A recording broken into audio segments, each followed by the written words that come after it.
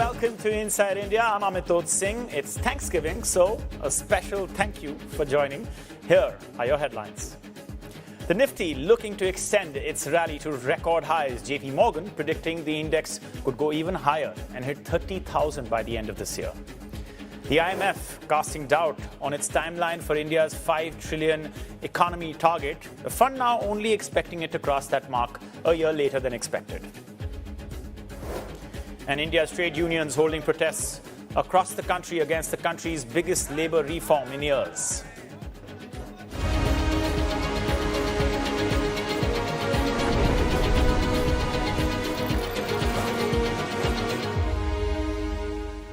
All right, markets in the US are closed today with no major data release scheduled before December 9 and 10. The September jobs report may have sealed a 25 basis cut before the Fed meeting. And Asia-Pacific markets advancing mostly reflective of that optimism after Wall Street also gained overnight as tech stocks rebounded. Japan's benchmark Nikkei 225 index really leading the charge in Asia, up 1.3% at this point in time. The topics also up and the Kospi up. Remember, we're looking at some top movers across Asia. Advantis jumped as much as 5%. Tech conglomerate SoftBank, which soared more than 5%. And the Kospi 0.71% up, while the small cap Kosdaq climbed about 0.39%. Now, the Bank of Korea, remember, kept its benchmark interest rate unchanged at 2.5% in line with expectations. Remember, the Korean won has weakened against the greenback in recent months to its lowest level since April, and China's industrial profits in October plunged 5.5% from a year earlier. That data coming in, but not really impacting the Chinese markets that much, as we can see, still in the positive. All right, Indian markets come online in about 45 minutes. Here's what GIFT Nifty futures are indicating. It's looking like a positive record-breaking situation. The Nifty 50, remember, bounced back, marking the sharpest one-day rise in 5 months and recouping all losses from 3 days in just one single session, and could hit a record high. Whether it'll actually go to that 26,350 zone, that's the big question. GIFT Nifty futures indicating that that's going to happen. The potential RBI and Fed rate cut could really help the market cross its all-time high. Also, the US dollar and Indian rupee continuing to weaken against the dollar, but RBI intervention is where analysts are focusing. Whether that will continue or not is the big question. 90 is the psychological barrier. Now, JP Morgan out with very bullish targets for the Indian markets. It expects the Nifty could hit 30,000 by the end of this year. That would mean 15% upside from current levels. The Nifty and Sensex are sitting near record highs hit last year. JP Morgan citing steady fiscal and monetary policy is likely to support demand. The bank favors domestic-facing sectors like financials, consumer, and power, and says a potential US-India trade deal could lift investor confidence, foreign inflows, and even spark a rebound in IT and pharma. All right. An outbreak of anger and protests across India as trade unions pushed back against the country's new labor codes. 10 major unions, mostly allied with opposition parties, have denounced the overhaul as anti-worker and pro-employer. Rallies were held in Kerala, Odisha, Tamil Nadu, West Bengal, and New Delhi, with strong turnout across public sector units, coal fields, transport, and key industrial hubs. Banks and markets remained open, but unions say this marks the start of a longer campaign to resist the changes. India formally implemented 4 new labor codes, the biggest overhaul of workplace laws in decades as Prime Minister Modi's government moves to make the country more competitive and boost growth. Additionally, the IMF says India will likely become a 5 trillion economy in 2029, a year later than the fund had earlier projected. According to the fund's latest consultation report, it expects India to hit the 4 trillion mark next year and just narrowly miss the 5 trillion target in 2028. The IMF saying slower than expected GDP growth and a sharp weakening of the rupee was behind its new forecast. The rupee has still been holding around that 89 level and has weakened, though, around 4% against the US dollar just this year. Vishruth Rana is joining us now. He is an economist with Asia Pacific at S&P Global Ratings. Vishruth, thanks so much for joining us. A lot to cover. I appreciate you coming on board. You're in Singapore.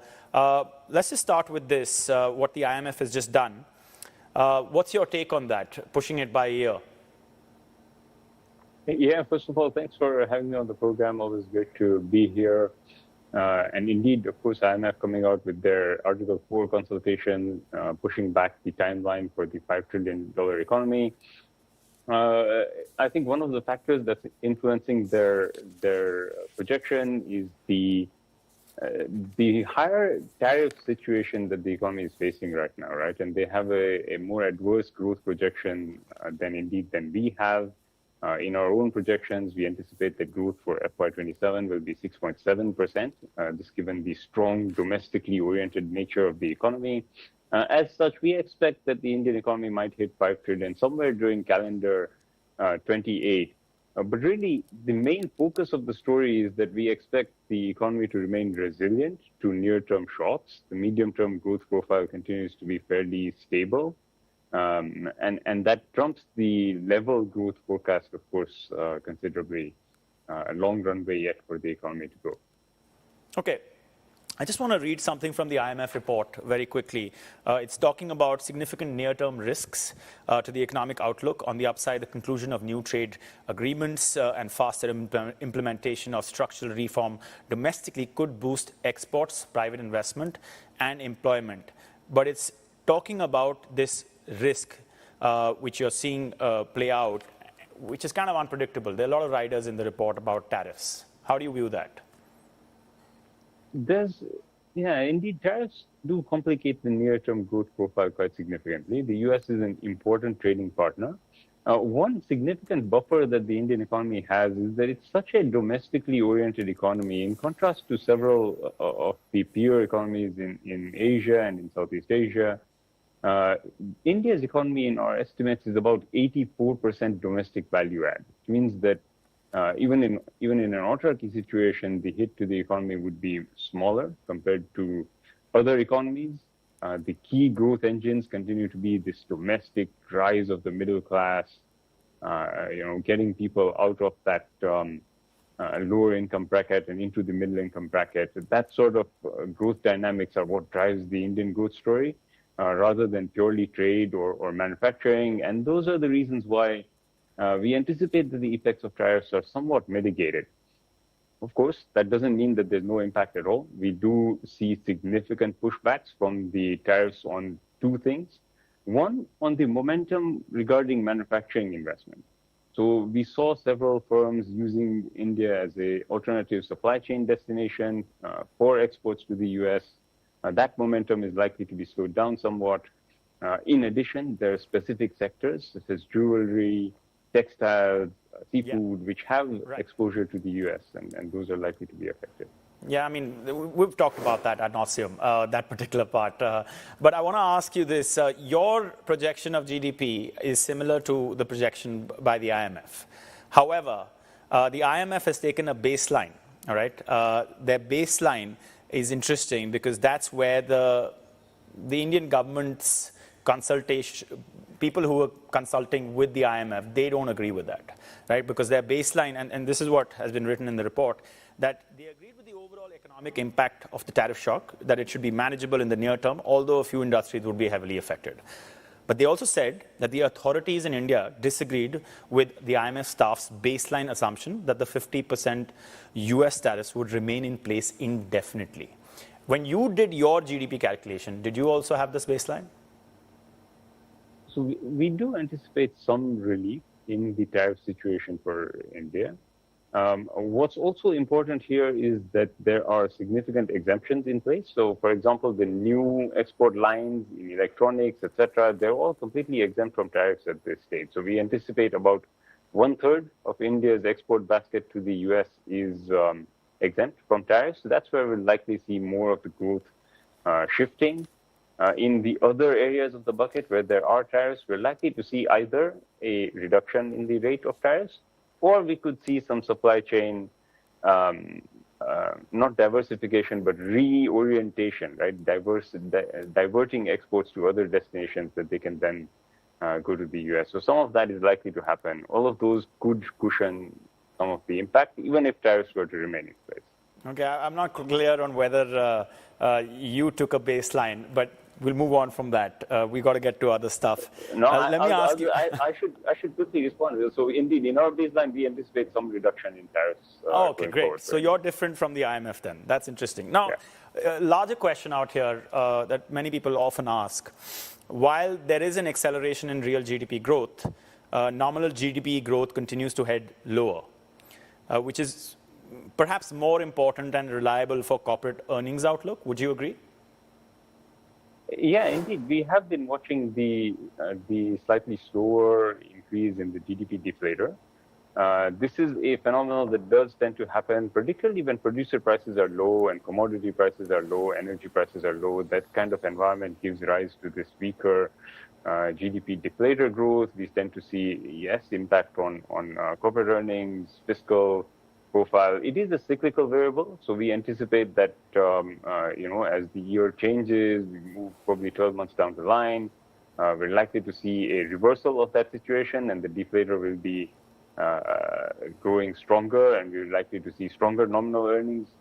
Of course, also influenced by the overall inflation environment as well, which is currently quite benign, and we anticipate some monetary policy easing will help with that as well. Would there be an economic pinch of the new labor reform that we were talking about earlier?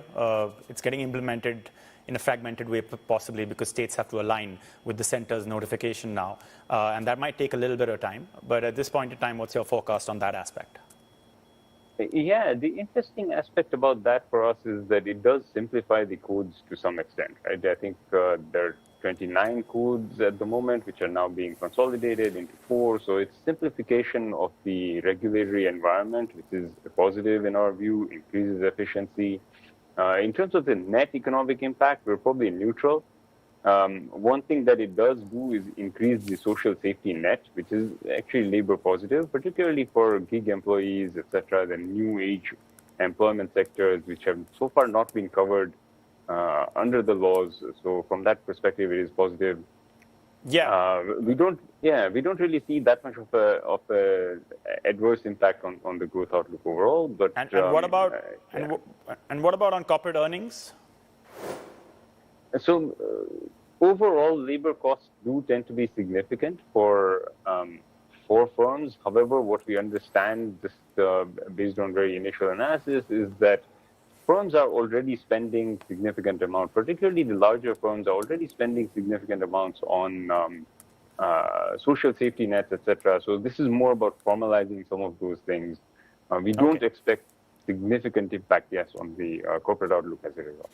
Okay, that's interesting. Now, just going back to GDP, because we have the numbers coming tomorrow.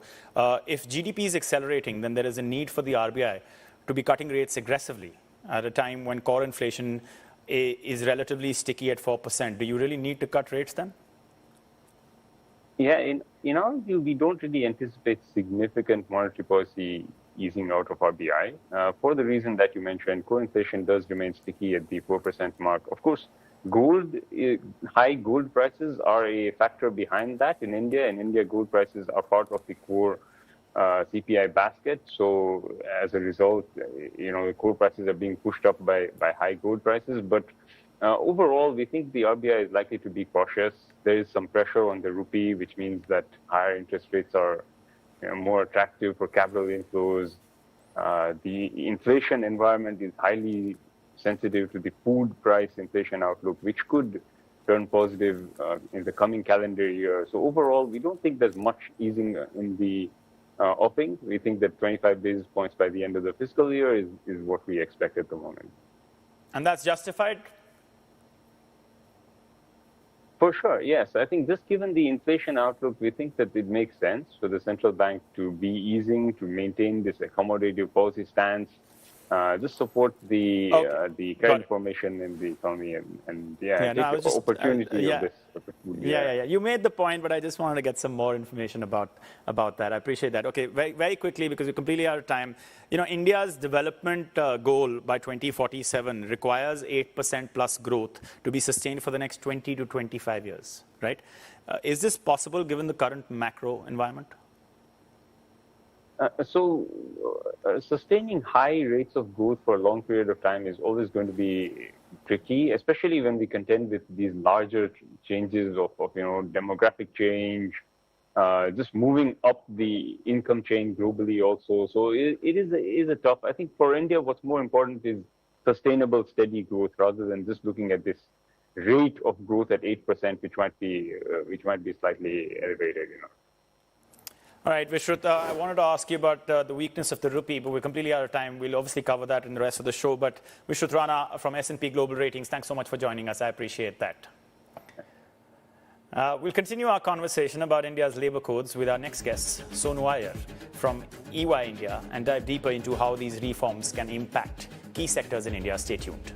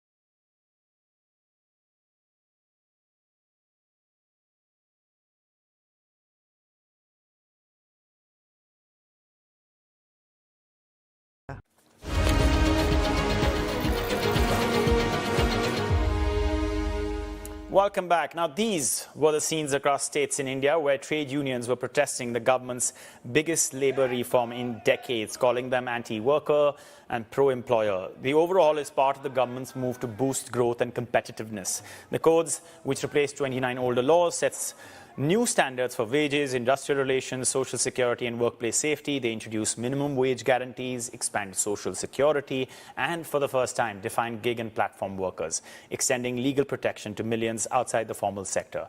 The rules also give companies more flexibility, allowing longer factory shifts, permit night work for women, and raise the threshold for layoff approvals from 100 to 300 workers. The Labour Ministry has not commented on the latest protests, though officials have previously said the codes strengthen worker rights and that they remain open to feedback. Sonu Iyer is the national leader of People Advisory Services at EY India. Sonu, thanks so much for coming on and giving us a sense of what's really going on. I just want to start with the big picture. This is all about ease of doing business, fundamentally.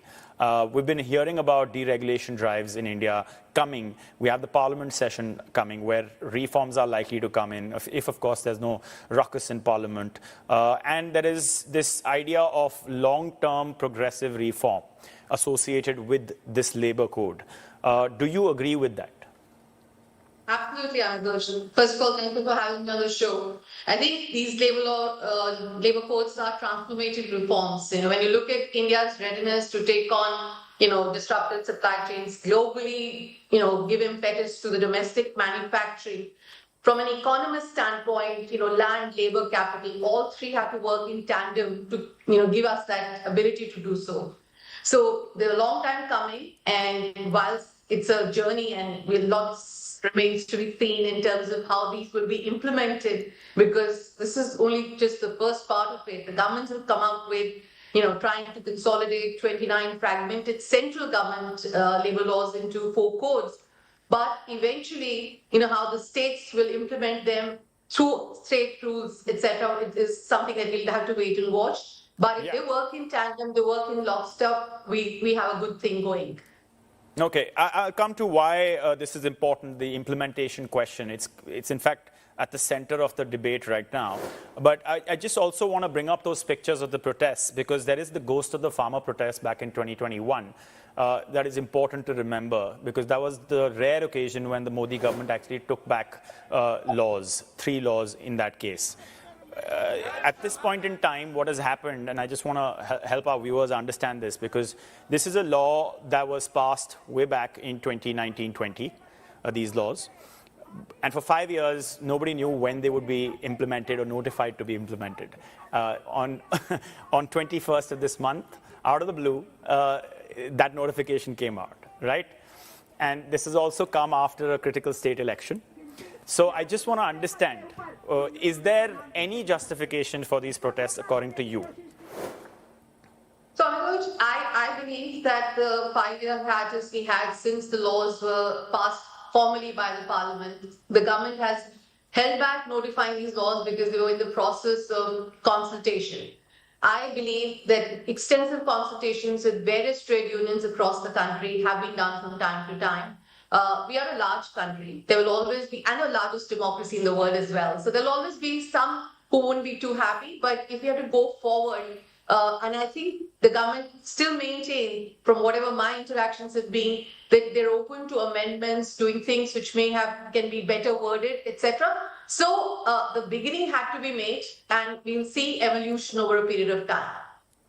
Okay, I'm just going to quote a particular lawyer who has written an article, an opinion piece, and he says the following: tripartite discussions occurred periodically, and you're right about that, with both trade unions and industry bodies, praising and criticizing various elements of these codes. But no steps were taken to address these comments. What's your take on that? That's not true. If you look at the workers' protection that's being built in, like even allowing women to work night shifts, it has to be with their consent. Safety conditions have to be ensured. Their transportation has to be guaranteed. So even in terms of ensuring that workers get better safety conditions, especially in hazardous conditions, there are penalties being brought in case those hazardous working conditions are not maintained in a better, to ensure better safety and security for workers working in such hazardous industry. So to that extent, many have been met. Maybe there is a lot more on their agenda, which may not happen. But you remember that if government has to make some sort of transformative reforms, the important criteria also is to balance it. It has to be good for the workers. It has to also be a win-win for the employers. Right. Right. I understand that. I mean, we've also we did say this as we brought up the story that the government, while they haven't officially commented, they have said that they are open to feedback, and you're making that point also. Can you give me a sense of one point?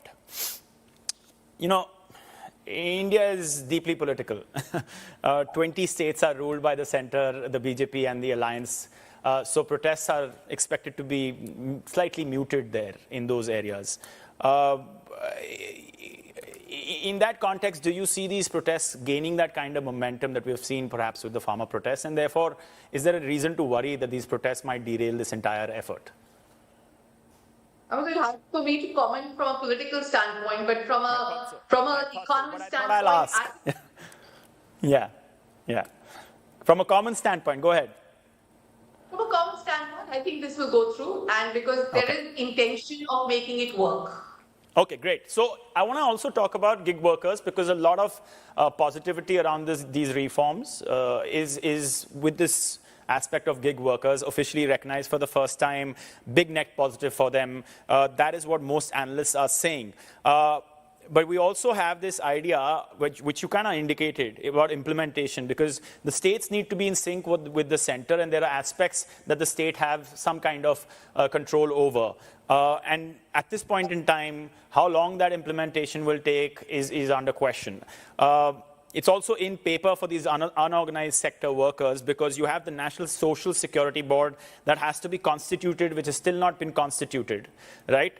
And they will actually come up with the granular details of everything that's going to affect these gig workers. What's your take on this? How long could this take? Will this be in line with the larger intent of this law?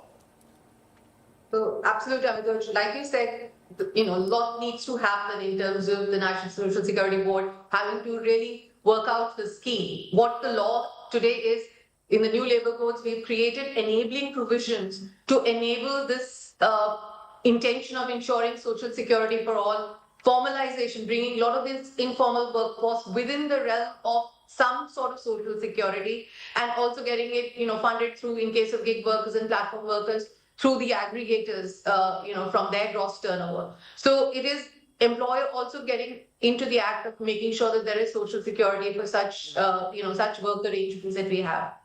Do you have any concerns of fragmented implementation? No, because this is going to be a scheme at the central government level. The states will have to help implement it, but this is going to be centrally controlled. So I believe we'll have to wait and watch what the final contours and what the provisions of the scheme look like. But if it is what is intended to be, it should be fine. Right. There's a concern out here about what will happen with aggregators like Uber, Zomato, Urban Clap. They need to set aside a percentage of annual turnover to a dedicated fund for these worker benefits, like life, disability, and health for these gig workers. Who pays for that turnover addition? The companies will pay for it, or will they pass it on to you and me, the customers? It's a cost of doing business, so eventually some part of it will get passed on. It's a commercial thing, right? And it is for all of us who are in any formal employment as well. We have employers contributing into social security worldwide. That's how it works. So in this case also, I'd see some of it, it will get passed on to the consumer eventually. That's the commercial part of it, right?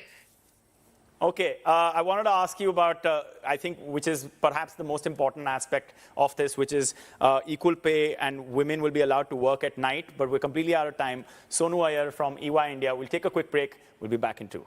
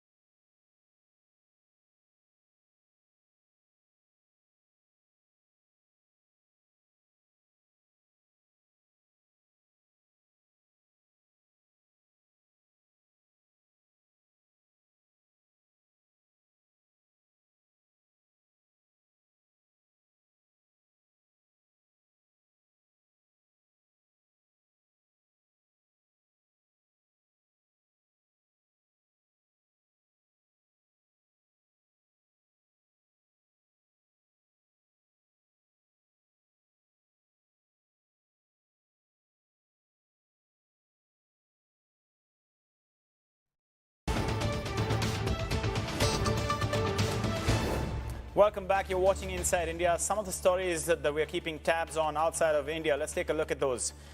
For starters, what's happening in the UK? The UK government revealed its long-awaited annual budget overnight and, as expected, announced widespread tax hikes to shore up the public finances and raise the government's fiscal headroom. Chancellor Rachel Reeves claiming that the difficult decisions she was making would keep Britain from falling back into austerity, enable greater spending on welfare, and return the UK to a clear path to growth. I said there would be no return to austerity, and I meant it. This budget will maintain investment in our economy and in our National Health Service. I said I would cut the cost of living, and I meant it. This budget will bring down inflation and provide immediate relief for families. I said I would cut debt and borrowing, and I meant it. Because of this budget, borrowing will fall as a share of GDP in every year of this forecast. We're also watching the flooding in Thailand from heavy rains, which has swept across the south of the country, with the city of Yathai reportedly receiving its heaviest downpour in 300 years. Thailand's military is assisting with airlifts and evacuations. Dozens of deaths have so far been reported. Also, at least 44 people have died and countless others still missing as flames ravaged a housing estate in Hong Kong's Tai Po neighborhood. Chinese President Xi expressing condolences and urging for all-out efforts in recovery efforts, which are ongoing to minimize the losses. The fire was first reported in the afternoon on Wednesday and soon grew into an inferno that engulfed 7 out of 8 blocks in the estate. The cause of the fire is yet to be determined, but authorities have vowed to mount a full-scale investigation, including a criminal probe. 3 construction company workers have been arrested on suspicion of manslaughter. Emily Tan has more on this situation in Hong Kong. Emily, what's going on? Amitabh, we are keeping track of the developing story there as firefighters continue to try to put out the blaze. It is close to 20 hours that it has been burning. It started just before 3 o'clock yesterday afternoon, and it was at a complex, a residential housing estate in Tai Po that's in the New Territories. And what started with 1 tower then engulfed 7 out of 8 towers. What we're hearing now is that 44 people have been killed, including 1 fireman. Close to 300 missing, and that's as 900 residents have been moved into shelters because they have been displaced. The cause of the fire is still unknown, but it spread quickly through the scaffolding. As you can see, well, actually all of the bamboo scaffolding mostly have a bit fallen down because it's been burned. There's the green mesh as well as foam materials that all helped the fire spread rapidly. According to the police, the superintendent says that there is reason to believe that the construction company is responsible. There's parties that have been grossly negligent, leading to the accident, causing fire to spread uncontrollably, resulting in major casualties, and 3 have been arrested on suspicion of manslaughter. So the government is all out efforts now trying to help those that have been displaced, and of course our sympathies going out to those who have lost their lives and the families that have been affected. Companies now coming forward with donations include that of Xiaomi for Hong Kong fire relief to the amount of 10 million Hong Kong dollars. Anta Sport is another one, 30 million Hong Kong dollars cash and equipment to support the fire relief, as well as Tencent for emergency relief and resettlement for the Hong Kong fire victims. And now we're also hearing from the government now is just next weekend, December the 7th, is the Legislative Council elections. For now, all of their campaigning activities of the Legislative Council candidates have been suspended so that the government can put its full 100% effort in fighting the fire and sorting things out here in the territory.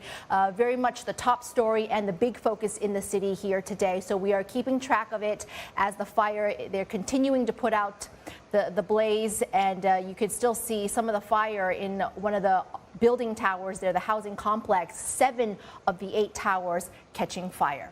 Amitabh. Emily, you're also watching what's happening in that China-US relationship and tech stocks, right? Yes, we're keeping track of tech stocks, and the latest development here is a letter dated October the 7th from the Deputy Defense Secretary to inform congressional leaders on additions to what is known as the Pentagon 1260H list. So these are companies that are connected to Chinese military operating in the United States. There is no direct legal consequences, if you will, if you're included in the list, but serves as a significant warning to investors, and oftentimes you see significant downside once they have been added or named to be included in this list. So the potential additions include Alibaba, BYD, Baidu, along with these names that you could see here: Hua Hong Semi, RoboSense, Wuxi AppTech, as well as Zhongji Innolite.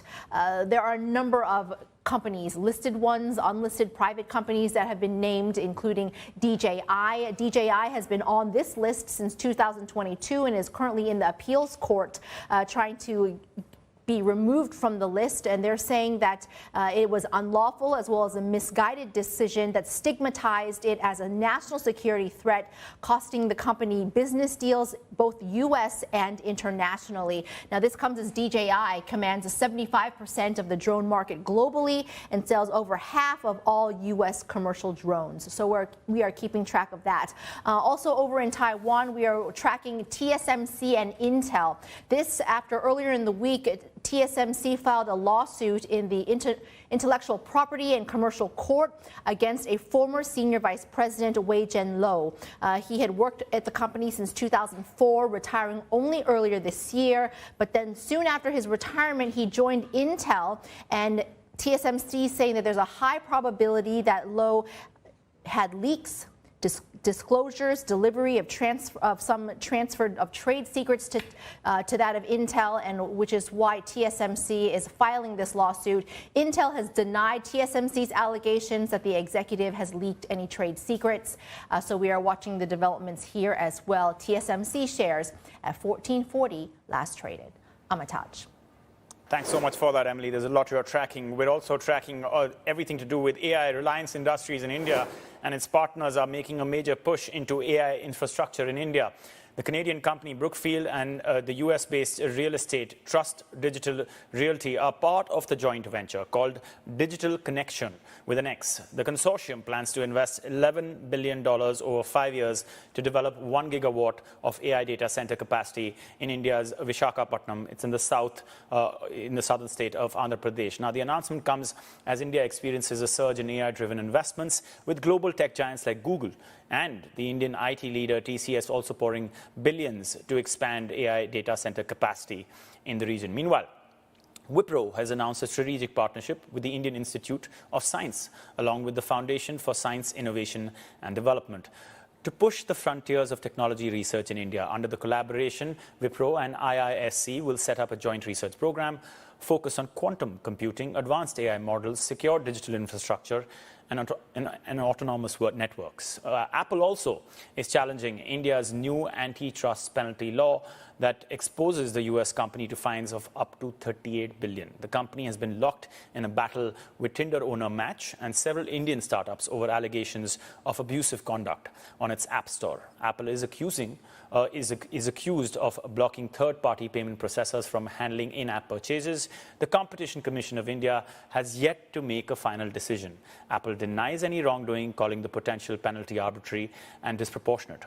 The Delhi High Court will hear Apple's plea on the 3rd of December. Interestingly, India is stepping up its bid for self-reliance in critical minerals. The government has approved $816 million for rare earth magnets manufacturing, aimed at sharply reducing the country's dependence on imports, particularly from China. Rare earth magnets are essential in sectors ranging from EVs and aerospace to defense and renewable energy. Information Minister Ashwini Vaishnav says the new program will be a major strategic win, supporting the creation of domestic manufacturing capacity of 6,000 metric tons a year and aiming to bring India's imports dependence to practically zero. The program will run for 7 years, with the initial 5 plants targeted to come online in the next 3 years. Also, Tesla has officially opened its first full-scale experience center in India, located in Gurugram's Orchard Business Park. Unlike its earlier display-only showrooms in Mumbai and Delhi, this facility will offer consultations, bookings, and even test drives. CNBC TV 18's Abhimanyu Sharma had the chance to visit the new center. Here's what he gave us.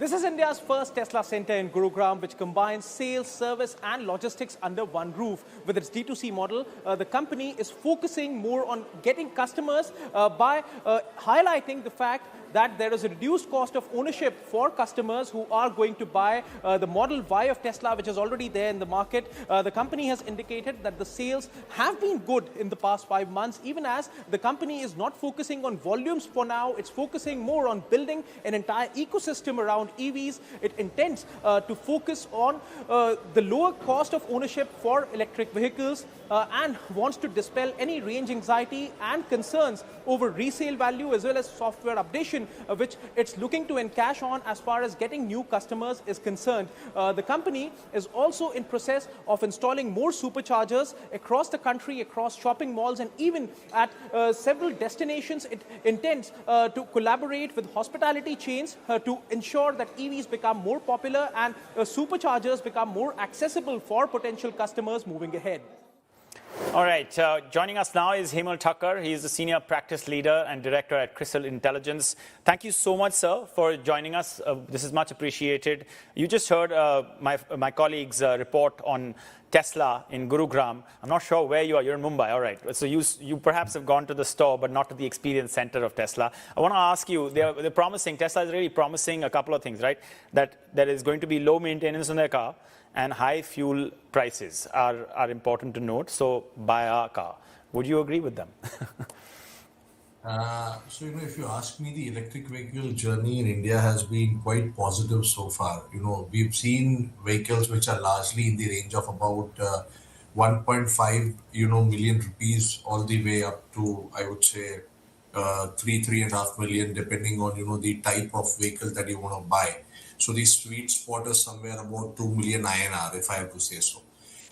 Tesla is, a relatively premium brand. So I would say it would compare, with the likes of Mercedes, BMW, who have already launched their vehicles in the EV space. And we are seeing a good traction there. As per our, assessment and discussions with luxury car manufacturers, last year, we feel that, about 6,500-7,000 EV luxury cars were sold last year. And there is no reason why, this will come down. It's about 15% of the overall, luxury vehicle market, which is a reasonably sized number. But when you look at the market that Tesla is, targeting at this point of time, is relatively smaller and niche in comparison to the mass market, which already clocked more than 100,000 units, last year itself. Okay. Can you paint a picture of how the sentiment around a Tesla car is compared to some of the other cars in the EV space from Tata and Mahindra? See, as I said, Tesla is, something which is regarded very high in terms of technology. And, Indians are quite, I would say, in awe with, the brand.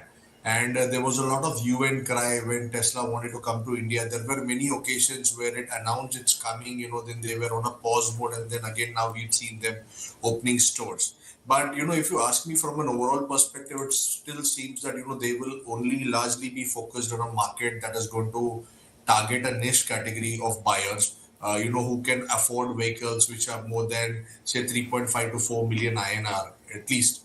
Relatively higher spectrum, as I said, more closer to what the luxury car makers are. So in a way, if you ask me, they are not directly going to compete, with Tatas, Mahindras, Marutis, or, Hyundais of the world. So they'll largely be in the luxury category and not in the mass market segment.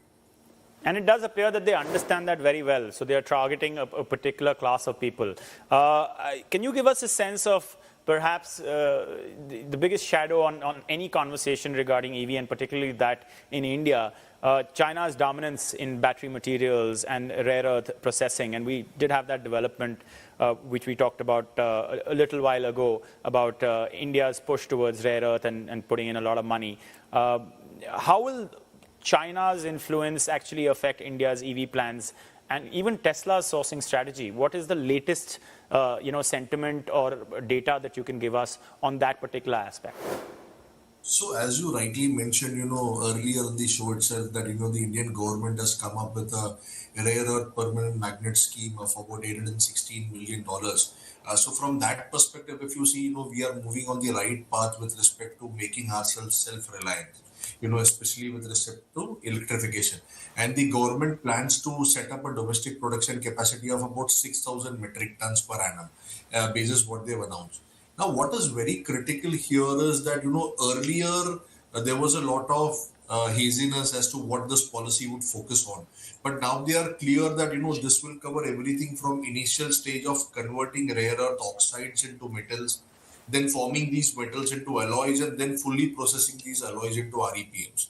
So, which means, this is going to cover the entire value chain.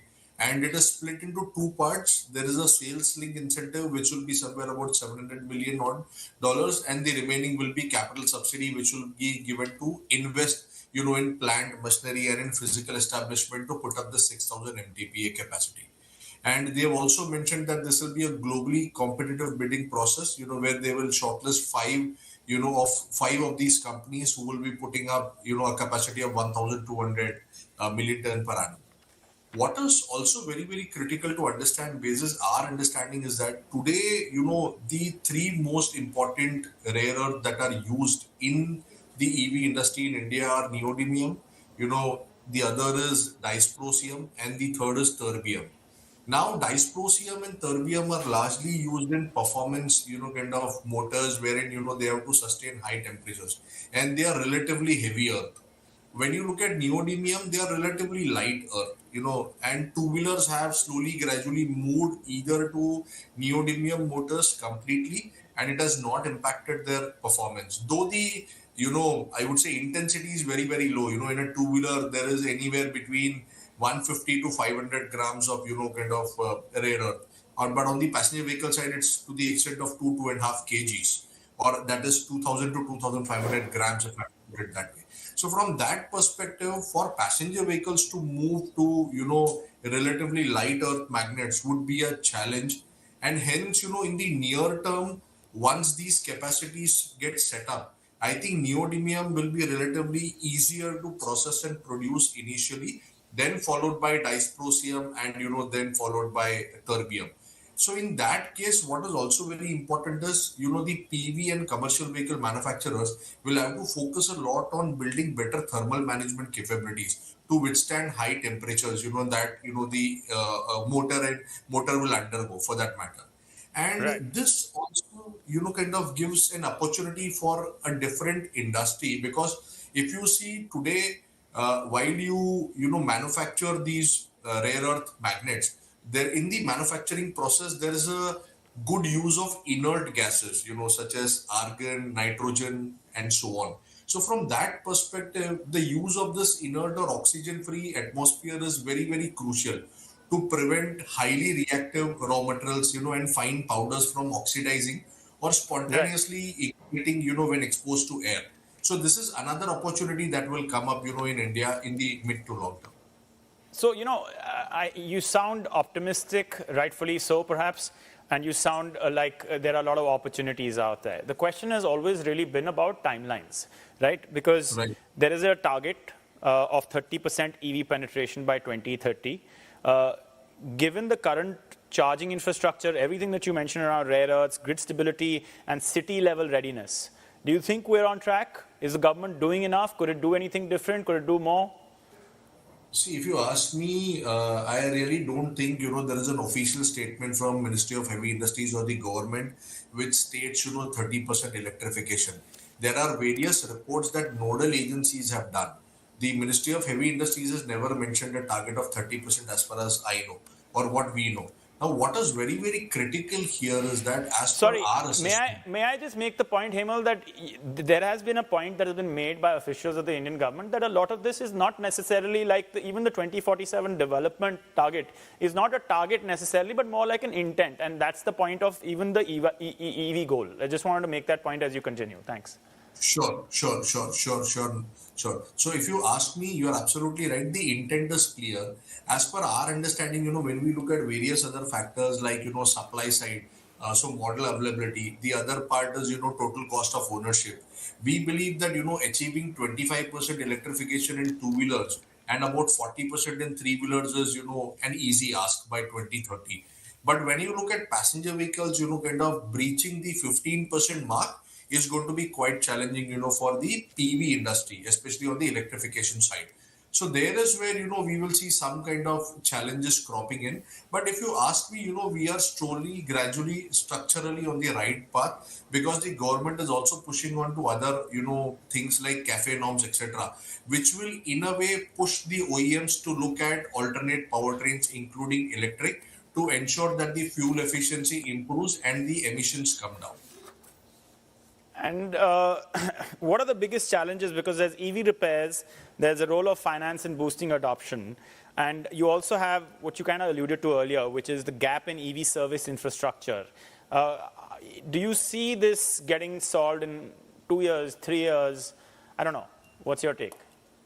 See, if you ask me, today we are still very low on terms of EV park on road. You have a sizable amount of e-two-wheeler park which is now started to come in. And in the latest results by Ather, if I'm not wrong, they had declared that 12% of their revenues are coming from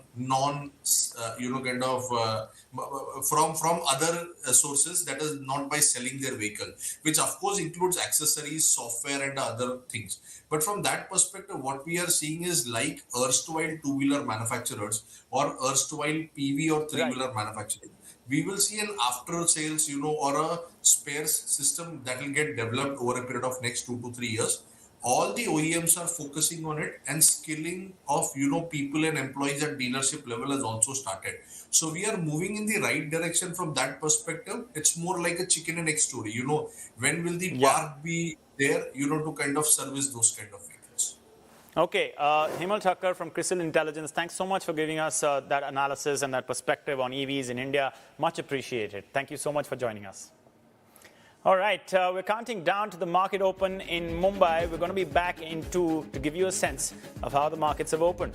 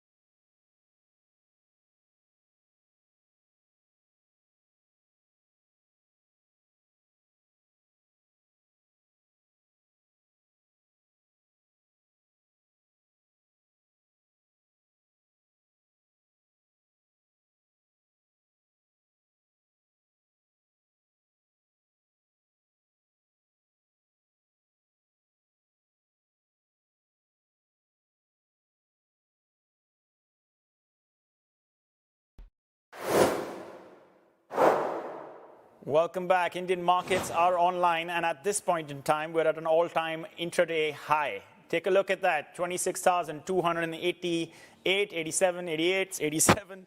Remember, we did have the high back in September 2024 on September 27th, which was 26277. This is what was predicted by GIFT Nifty Futures. It was indicating this would happen, but whether the market will sustain this till the end of the day, that's what we're watching. The rupee still going a little weaker against the US dollar. RBI intervention is something we're watching out for. So we'll keep our eyes on that. Now, airports in the Asia Pacific and Middle East regions are getting upgraded with investments of around $240 billion rolling out over the next decade. Monica Petrelli of CNBC right here has more on this, and India is getting some of those new facilities, I believe. India is, but it's not the only location.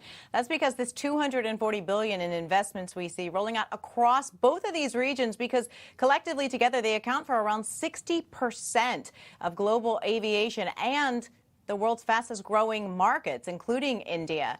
Now, this money is said to increase passengers processing by around 1.9 billion more people, plus 70 million more tons of cargo. But the question is, will it be enough?